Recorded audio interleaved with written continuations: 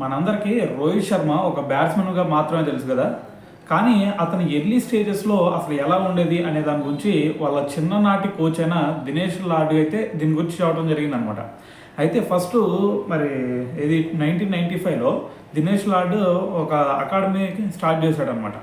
అయితే మరి ఎప్పుడైతే 99 వచ్చిందో 1999 అప్పుడు ఒక వీళ్ళ అకాడమీ మీద వేరే టీం మ్యాచ్ ఆడటానికి వచ్చింది. సో ఆ టీంలో రోహిత్ శర్మ ఉన్నాడు అనమాట. అయితే రోహిత్ శర్మ పర్ఫార్మెన్స్ చూసిన తర్వాత మరి దినేష్ లాడ్ కొంచెం ఇంప్రెస్ అయ్యి వాళ్ళ అంకుల్తో మాట్లాడాడు అనమాట. మీ ఓడు మా దగ్గర జాయిన్ చేయండి, చాలా బాగా ఆడుతున్నాడు అని చెప్పేసి. అయితే మరి జాయిన్ చేసిన తర్వాత ఏం చేశాడు, అతన్ని ఒక బౌలర్గా ఎక్కువ ప్రాక్టీస్ చేయించాడు అనమాట. సో మరి నువ్వు బౌలర్గా ట్రై చేయి బాగుంటుంది అని చెప్పేసి బౌలర్గా ట్రై చేయించాడు. కానీ ఒకరోజు దినేష్ లాడ్ అకాడమీకి రావడం లేట్ అయింది. అప్పుడు ఇటువైపు రోహిత్ శర్మ ఏం చేస్తున్నాడు, బ్యాట్ పట్టుకుని బ్యాటింగ్ ఆడుతూ ఉన్నాడు అనమాట. అయితే మరి బ్యాట్ పెట్టుకుని బ్యాటింగ్ ఆడుతూ ఉంటే అసలు రోహిత్ శర్మ అని చెప్పేసి అనుకోలేదు. ఎవరో కొత్త బ్యాట్స్మెన్ వచ్చాడేందని చెప్పేసి దినేష్ లాడ్ అనుకున్నాడు.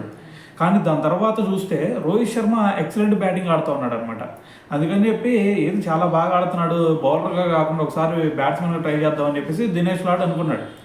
ఇదే విషయాన్ని రోహిత్ శర్మతో చెప్పాడు అనమాట. నువ్వు బ్యాటింగ్ కూడా బాగా ఆడుతున్నావు, బ్యాటింగ్ ఆడతావు అని చెప్పేసి అంటే ఆడతాను అన్నాడంట. అయితే ఇక అప్పుడు నెక్స్ట్ ఏదైతే మ్యాచ్ జరిగిందో ఆ మ్యాచ్లో ఏం చేశాడు, 6th డౌన్లో బ్యాటింగ్ పంపించాడు.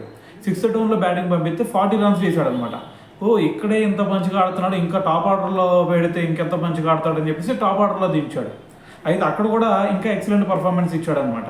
సో మరి ఒకప్పుడు చూసుకుంటే బౌలర్గా ట్రై చేపిద్దాం అనుకున్నాను, కానీ అతను చూసుకుంటే బ్యాట్స్మెన్గా కూడా చాలా మంచి పర్ఫార్మెన్స్ ఇచ్చాడు.